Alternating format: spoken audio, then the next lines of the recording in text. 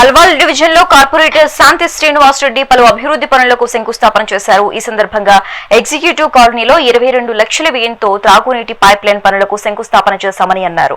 అలాగే సాయినగర్ లో 30 లక్షల వ్యయంతో ఇటీవల పూర్తి అయిన సీసీ రోడ్డు పనులను కొబ్బరికాయ కొట్టి ప్రారంభించామని తెలిపారు.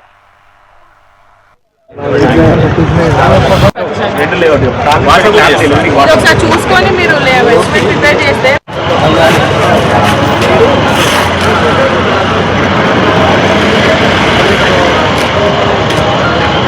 134 డివిజన్ లో ఎగ్జిక్యూటివ్ కాలనీలో కొత్తగా వాటర్ లైన్ దానికోసమని కొబ్బరికాయ కొట్టడం జరిగింది. అది 22 lakhs వర్క్.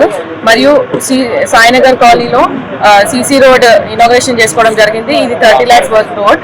ఈ రోడ్ చాలా అంటే మెయిన్ రోడ్ లాగా మారింది. ఎందుకంటే అక్కడ మెయిన్ రోడ్ లో లోతుకుంట మెయిన్ రోడ్ లో యూటర్న్ తీసేయడం వల్ల ఈ రోడ్ చాలా మంది యూజ్ చేస్తున్నారు. ఇది ఇంతకు ముందు బీటీ రోడ్ ఉండి చాలా డ్యామేజ్ అయి ఉండే.